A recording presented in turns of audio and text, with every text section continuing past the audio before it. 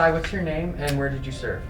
My name is Travis Meldrum. I served at the 65th Brigade, 1st Battalion, 145th Field Artillery, Headquarters Battery, based out of Camp Williams, Utah. Where were you deployed? I never actually deployed for the war, but I did deploy over to Germany to help out another unit get ready to deploy. What rank were you? I was an E2, just a private. What was basic training like and how was every day on the base? Basic training was like, you go there, you got 3 different phases. The first phase, they really drill into you. They call it smoking. You do a lot of physical activity. And second phase is, and when you're in first phase, they also do, if somebody messes up, you all get punished. And second phase is a little bit more relaxed. By third phase, if you mess up, you're doing your own push-ups. Every day on base, they had the sound off in the morning where you face the flag, salute, and then they did the same thing in retirement of the flag at the end of the day. And that was pretty much every day. You get up early, do physical activity, and then you do whatever training you have throughout the day, have dinner, and then relaxes for the day after that. What would you do in your leisure time? Pretty much you're just doing anything they tell you to do all day long. What was your favorite memory? My favorite memory is probably from AIT. That's Advanced Individual Training. It's where you go after basic training. You learn your specific job within the military. Mine was Field Artillery. I was a 13 Delta, which means I was like the computer works, the brains. They called it the brains of artillery. Pretty much the guy in the forward observer position tells you where the enemy is, and then you figure out the curvature of the earth, the speed of the round, the wind direction, and then you tell the gun line where to point in order to hit the target.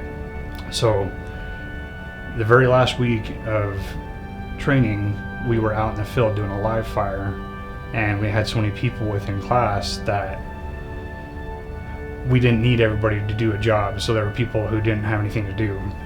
So what they did was one day within that week, the people who didn't have anything to do would go back into the inner part of base and do things that you would do in basic training.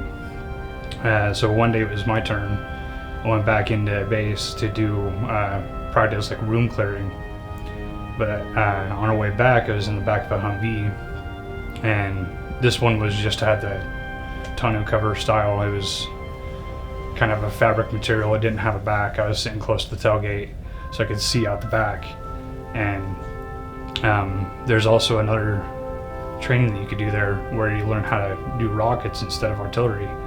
So I hear like a sound, and I lean out the window and I look up, and there's 2 rockets coming right over the top of me. And I just thought that was probably like one of the coolest things I've ever seen. What was your sergeant like? In basic training, it was very business-like. They weren't your friend. They were there to really put some fear into you and give you some discipline. Once you got to the regular unit, they became like family. They were the ones giving you direction, but they were still a part of your team, and they were still had that bond. Was there like a sense of camaraderie? Is that the word? Yeah. Yeah, I mean, when you're there, when you're overseas, you're gone from your family for so long, they become like your family. They expect you to, I mean, if you get hit in the field and you go down, you have to trust them to pick you up and take you out and make sure you survive. And they instill that same kind of trust in you. Do you miss it sometimes? Yes, I don't know that I've ever talked to a fellow vet that doesn't even like dream about it every once in a while. Even afterwards, I had recruiters coming and talking to me about coming back, and there were lots of times I definitely thought about it. Why didn't you go back? One thing that I learned while I was there is that you need to know your job title. You need to know, before you even go, you need to know exactly what you're doing, because you might end up not even doing something you enjoy. Part of it was not wanting to be away from my family anymore. Part of it was not wanting to accidentally get myself into something that I didn't want to do. Were you happy in the military? Yeah, for the most part. I mean, every day spending time with my friends and being around them all day. What's one memory of your friends that you have? Probably that time we went to Germany. All the times that you're over there and you got people from all over, every different background. And there's even people on base that are with military, but from a different country. And just, we'd go out there, and back to the question about leisure time, we did have leisure time in Germany. Anytime we didn't get told to go out into the field and help, we pretty much just had to sit and wait. We'd play hacky sack or just go out on the base, hang out. What did it mean to you to be serving your country? It was fighting for freedom, to be able to right to do what you want, making sure that everyone's safe. That's what you really fight for, is to know that you're going to come home to somewhere where you're safe and you're free. What does the U.S. flag mean to you?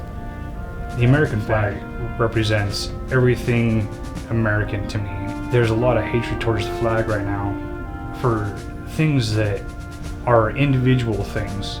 And to me, you can't hate the flag just for one thing, one individual. You can't judge it by that. It represents every historical event in American history. And what do you love about America? If I had to say freedom, obviously there's laws and stuff, but it's being able to make my own choices, to be able to work where I want to work or go do the activities that I love to do, not have to worry about falling into some sort of guideline managed by the government. If there's one thing you could tell to everybody, what would it be?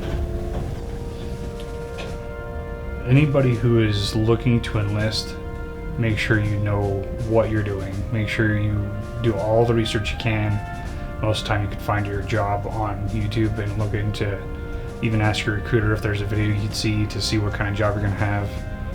One thing for me personally is that I was National Guard, and if I could do it over again, I'd probably go active duty.